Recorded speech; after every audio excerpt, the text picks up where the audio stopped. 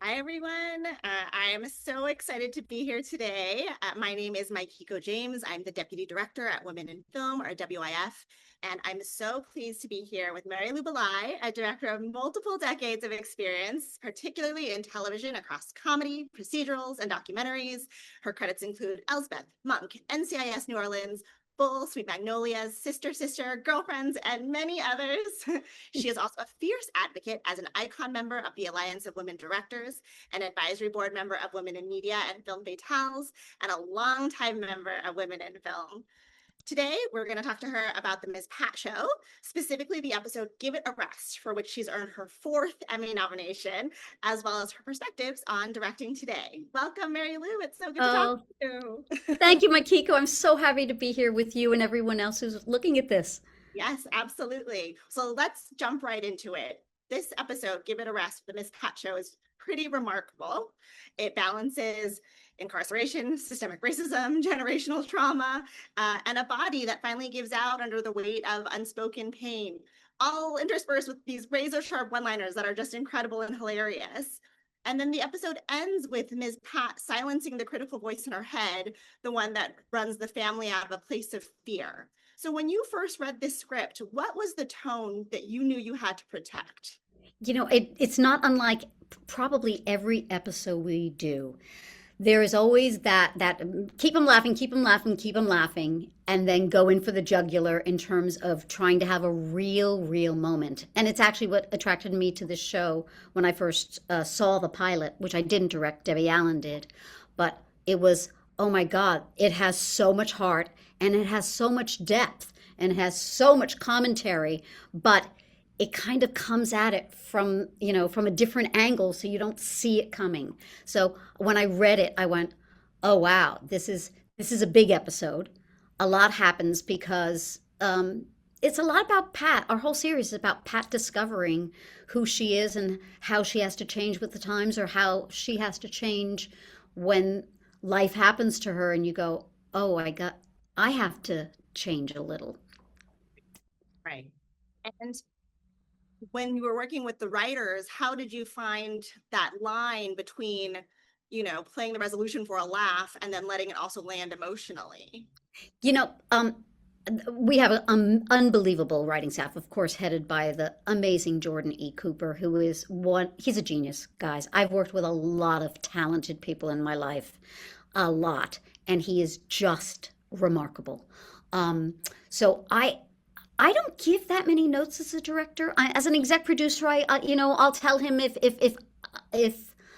I'm his navigators to say, I think they're going to miss the point you're making, or I think, I'm just tweaking a little, or sometimes where I go, I'm not sure what we're going for, and he'll just steer me, in the right direction, because this show is really his and Pat's vision, and it was, of course, from Pat's stand up as well as her unbelievably moving memoir, Rabbit. So then once you have this script, how is it that you're working with the cast to handle this kind of, tonal whiplash? There's all so much happening and it goes very serious and then very funny. How do you work with them to address You know, that? again, I didn't direct the pilot, so I didn't cast this family. But again, Ms. Allen did a remarkable job of surrounding Pat, who hadn't acted, with remarkable examples in front of her and people for her to play off of. So as a result, she has just become this really good actress. I don't have to tweak a lot. I mean, sometimes I'm tweaking jokes. Sometimes I'm saying a little more, a little less. You'd be remarkable, not remarkable. You'd be surprised at how many or how little I say sometimes in a rehearsal, because as a director, what I'm trying to do is just create a playground. And for characters who, especially by the fifth season, which this was in, and now we're finishing our sixth, um, they know their characters. So it's just for me going a little bit more, a little bit less, and because I've been with the show so long, there's a complete trust between me and the actors. And sometimes it's just, it might be a nod of the head, or it really takes that little with skilled actors. And in addition to their spoken lines, there's so much physical comedy in this particular episode. I imagine it runs through the show as well. How do you address that kind of blocking and that risk taking, especially when it's saying things that the dialogue just doesn't cover? Well, as a director, you're lucky when you have a cast as talented at physical comedy as I do. So, with that, I'm saying, how big is it going to play? And is it going to play? I mean, I'm selecting shots. So, stuff that can play wide because they have to see it, or stuff that has to play close, I'm just holding my coffee because they have to see a detail. It's just me deciding the story points, the audience needs to react to that. And sometimes it's bigger, sometimes it's smaller. But when you have a cast that's that good, they can, I'm going to sometimes just play and let them, the physical comedy, just be in front of your eyes, and it works. It's And really it works because I know it works because I don't have to always be the decision maker because I have an audience and they either laugh or they don't.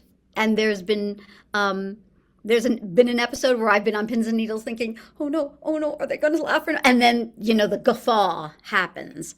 And sometimes it's a little later or a little earlier than I expected. And a little early, I go, oh. Then I have to school myself and go, oh, they're smarter than I thought they were going to be. But also when it's a little bit later, I'm going, wait for it, trust it. And I don't think there's ever been an episode where we didn't get what I expected. mm, mm, great. And so lovely that you have that trust with that cast and the performances that they're going Yeah. to deliver. And also with the audience for being smart. Right. Absolutely.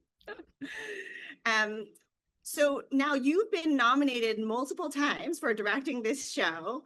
What is it that you think voters in the TV Academy are responding to in terms of your direction, especially as, I think there's been some coverage on that it hasn't broken through in other categories. What do you think your directing is doing that's really standing out to the voters? Uh, I've always considered myself, and people refer to me as an actor's director. So I think it's the nuance. I mean, I earned this reputation before I was even directing television in the theater.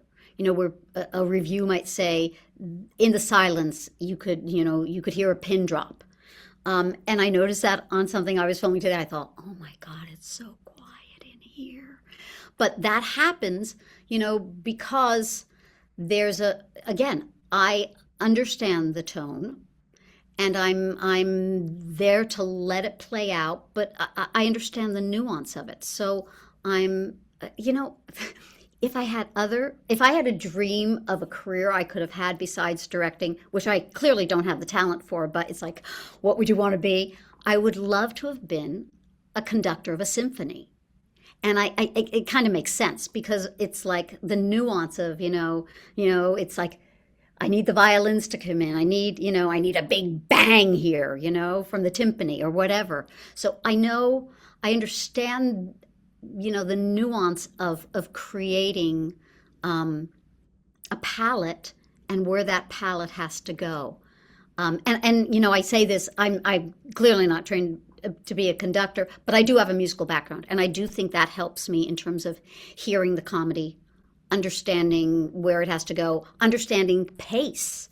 Sometimes a scene is like this close to being perfect, but it's not hitting with the audience. And sometimes I literally just have to go, hey, guy, we need a little bit more urgency in this, because sometimes the audience is ahead of us and then they're not laughing because they see the joke coming. So sometimes we just have to do it faster. And of course, the subtitle of my first book is The Louder, Faster, Funnier World of Comedy. And everybody in, sitcoms know louder, faster, funnier. But I also think there's a real attraction for an entire generation. There was a generation of adults that got used to watching sitcoms. They're getting older, but there's another entire generation that's still in their 20s, early 20s and 30s that grew up on Nickelodeon and Disney Channel. And they're used to slapstick, they're used to gags, they're used to nuance depending on what the show was. Some leaned one way, some leaned the other. But I think there's really especially in, when everything's so serious, from global warming and fires all over the place, and or floods or the hurricanes, that people want to go, and laugh. They want to turn on the television for relief. And I think um, there's a lot of what's the word I'm looking for?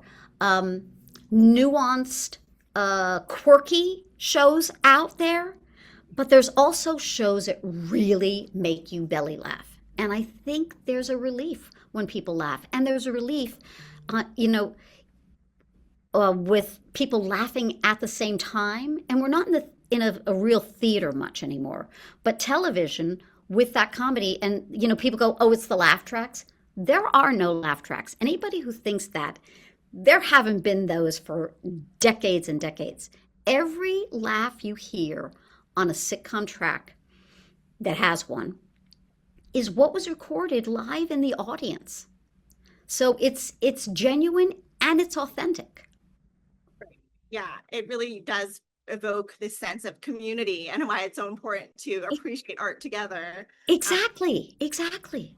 And especially for a show like this, I think it is so profound to watch these kinds of stories together as a group.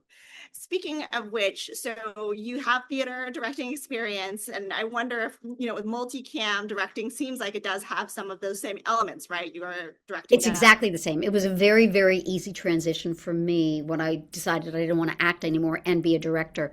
I went back to the theater and I went, oh, okay, I just have to stage it so the entire audience can see it at the same time. And one of my mentors, Michael Lembeck, said to me, okay, we trust you completely with the acting. You can get performances out of anybody. You know half the job. So let's see if you can learn cameras. And, I have three directing shadows with me this week on this episode I'm doing right now. And, they have questions and like, well, and they go, well, how do you decide how to stage it? And I said, well, I'm thinking of cameras from the first time on paper, I'm blocking the whole show and going in with one way I know it will work. And then since I have that foundation, I can go in and let the actors play and add their things, change things that might not be conducive to shooting it in a multi-camera format, because a multi-camera format really is a science in the sense that you don't get many chances for an audience to be surprised and give that authentic reaction. If you do things over and over and over and over, you wear out their reaction time. So I want to get those laughs on the first take or maybe the second one, but you just have to stage it so they can see everything. And it's not that difficult. I have some scenes now with between 13 and 19 people in it. That's a little harder, a little 2, 3, 4 character scene is like, oh, those are gravy. Those are easy. But making sure I get all the bits, all the little pieces that I need. And in multi-camera, what you're doing is you're doing all your coverage. I'm talking to an educated film audience here, so you're doing your coverage just like I would do in a episode of Elsbeth. It might be I might shoot the master and then go in one way, and then I'll change the lighting and go in the other way. Here, I'm cross shooting. All Right. 4 cameras have to be good all the time. And when there's multiple people in the scene, I'm doing a second pass. So I'm getting really 8 pieces of coverage and maybe a couple pickups to tell the entire story. So that gets a little bit more complicated. But, with experience, I've done this a long time. And I can pivot and go, oh, we're going to change that line. Somebody else has a line on the other side of this room. I'm going to have to, make sure that A camera or B camera is shooting that. But listen, I had a lot of people who let me observe them, including the late James Burrows, Debbie Allen early in my career, and many, many more in terms of learning multi-camera. Lee Charlotte Schammel, just people who were generous and let me go, oh, that's how it's done. So Incredible. And you started to speak a little bit to the performances. Again, I feel like thinking about how deeply felt these kinds of issues that this particular episode, but it sounds like the entire show really addresses. How do you go about developing rapport with your cast, especially as you're being invited to multiple Well, episodes? it's so interesting. I think the pivotal moment in this particular episode happens when Pat meets her younger self in a dream sequence. And it's not a very long, but basically her younger self schools her, and that particular actress was in a couple seasons before that, and she was very, very green, but very, very willing. When I basically said, we have to go there emotionally, you have to be in hideous pain in order for the audience to empathize with you. And knowing that, you know, improvement, as one of my other directing mentors, Steve Zuckerman, said to you, is not enough. You have to get it to the performance level. And when I was working with her a couple seasons before, I pushed until she got there. Um, and she came in for this episode and she's grown. And to be perfectly honest, she's been back for season 6. And here's a moment that happened on set. I can't tell you a storyline, but there were other young actresses who were about the age she was when she first came to the Miss Pat show. And I had this beautiful video I have of her walking into the set holding the hands of the other younger actors. So I know it was so sweet. I cannot tell you that she learned by example and then she showed them the way. It was one of the most touching moments of the season for me. And it wasn't even something in front of the camera. It was just, oh, that's nice. And in some ways it's my philosophy that, learn how to do something and then pass it on to somebody else. And when you see that kind of great behavior in someone so young, because I think she's a tween now. I don't think she's 16 or even 15, but just at that age. But, she had this motherly instinct and this, I'm going to show you what Yeah. needs to be done walking into a set. Yeah.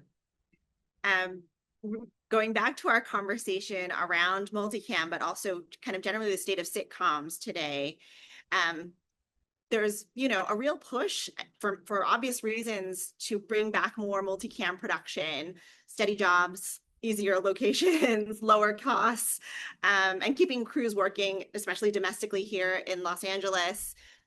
Having been through so many of this format cycles, what is your case for keeping multicam alive or sitcoms generally? So here's my feeling. I've been around a long time. I've seen this.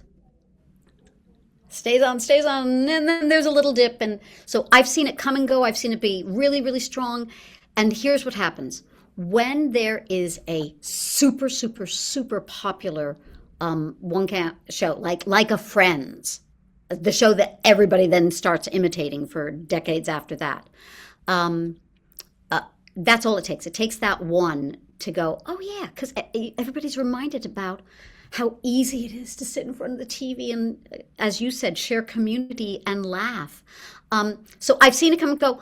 I don't try to predict trends, but I certainly observe them. So I think unless people change radically from what I think is normal human nature, I think there's always going to be an audience, and I think that it will grow. And I do think, just from an economic point of view, it's less expensive to do a multi-camera sitcom. And there is absolutely, it's black and white. Is it authentic or not? Because if someone's laughing, it's authentic. And then you have, oh, is it relatable? Some executive does not have to make that decision. They see it in front of their face or they hear it. I mean, that is such a lovely effect of having the live studio audience, but also those of us who are watching at home. I have definitely experienced both belly laughs and profound grief during this episode, which was 22 minutes in the version I watched. And so it was really, a good reminder of what the power of something that I wouldn't necessarily think a multicam sitcom would tend to have the impact on someone. I think we're different. And I think when you ask about why is this show giving me, some lovely opportunities in terms of my nominations, it's because of the heart in it. A lot of them just go for ha. That is not our show. And also I think our show looks a lot more sophisticated, um, and what TV viewers are used to watching in terms of lighting. It's not this bright, bright white light and we just, do funny stuff in front of it. It's nuanced. Our director of photography, George Chappelle, and I worked on many, many single camera dramas. And so he has come in and created this much nuanced look for this show. And we have equipment that most sitcoms don't have. I have a crane. I have Steadicam. I'm doing sweeping shots. I'm thinking about this show the way I think about an hour episodic, the way I think of NCIS New Orleans or Elsbeth or whatever other shows I've done. And I'm bringing that kind of visual language as well. So it's not, what we used to call bopping heads. There's some of that, but there's a lot more nuance in terms of the visual pattern and the visual sense of this show. Yeah, and it's fantastic that you have both the resources and vision to lay it out like that. It does look really phenomenal. So, Thank you. Thank you. So thinking about, you mentioned you have 3 shadows coming up this week. Yeah, we had 8 this awesome. season, So and they were all part of a program that Jordan Cooper and I came up with and executed, that we, from more than 100 applicants of people who wanted to come spend an entire episode with us, which is a week of learning. They're using my book, the sitcom career book, and look at this is what chapters were we going over today? What vocabulary were we looking at? I have a whiteboard over there teaching them how to camera block and where all the cameras were. But I also did this. This is the second season we did this in a row. And the best part of this season, or one of the parts that meant the most to me, was from the 12 people we had last season, 2 of them got jobs this season. That's news. They got work. We brought them back, and the people this week, I have a Broadway 2-time nominated, director here with me this week. I'm going, oh my, it's kind of nice to see talent that goes, and how can I add on? And I've had other people who I go, I don't think they're going to be sitcom directors, but the skill that they've learned from the week with us, they will take to the jobs that they do, which I have done, because I had done, oh my God, over 100 episodes, more than that before I started directing, episodic. But I brought the skill set I had already from sitcoms to that, and then of course added on, because my palette was not 180 degrees, it became 360. And it was like learning, a lot more. And the person who helped me with that was, I had many directors who let me observe them, but really, really, it was a woman named Bethany Rooney with whom I wrote Directors Tell the Story, which is now in its 3rd edition, and used and translated into multiple languages and used all over the world as a textbook for teaching how to direct episodic TV. Excellent. And thank you for setting those guidelines and helpful resources for everyone. I think that really is the question right now, is how do we continue to advance the next generation of directors and grow our field, right? Especially for those who've been underrepresented, as as an advocate for all of these organizations. Well, first of all, you have to value that. You have to say, what is my responsibility now that I've been doing this for a long time? What do I owe the next generation coming up? And I do owe them. I need to see that what I have learned, and all my books are very, very, very practical. It's like, what are the tricks I have learned, the foundation I'm coming from and built on. If I can impart that to the next generation, then I feel that has huge value. I have to say, I was so happy when I was nominated for the 4th time this year. I was particularly proud because now that we're not on BET and we're on a much, much bigger platform with a much wider audience on Paramount Plus, I wanted to give them that as a little gift, saying, and I'm bringing you an Emmy nomination. But about 3 weeks ago, I found out I'm receiving a humanitarian award. Oh, wow. And that, I mean, you have to know Well that deserved, means the world to me, and I'm getting it because of my advocacy work. of course. Yes. Yeah, Yeah. Well, yeah. we thank you. Women in Film wouldn't be here without champions like you. And so we're so grateful. Um, Closing this conversation, what are you hopeful about? Where do you think our television, sitcom, but all of it, the nature of storytelling on screen, where is it going? Yeah. And where can it Well, still go? yeah, it's so interesting. I look at what's happening next, and I get letters. I've Bethany Rooney particularly and I have taught a lot of seminars for lots of studios or lots of programs, and we get notes from people saying, "Hey, I just got my first feature. That was something I received this week from one of our students, or I just got asked back on that I got my first episode through a program I did, and that you were part of the education program of that, but I've got asked back for another season." So, which means you did good work, and they want you, and you fit in.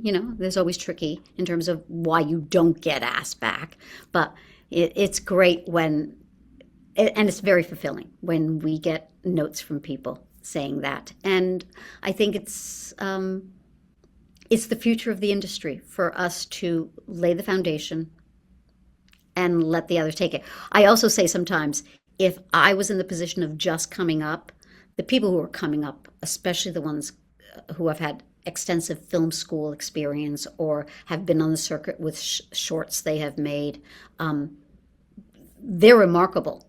I had in the first week where I had observers this season. One of them I handpicked because I had met him in the Tyler Perry Dream Collective. And the first week I was here, I got to see the film he made through that program. And it was taught I came in for one day just to teach about directors working with actors. But the program was designed by Rachel Ramis, a wonderful acting teacher. And Rachel, and director. She's a fabulous director, and she teaches directing because she has done it. But when I saw this film, it blew me away. And I thought, when I was young and his age, I never created something that good. And I go, I would be like, how am I going to break in? But as Todd Holland says, if directors direct, and you only need this cell phone, to shoot something.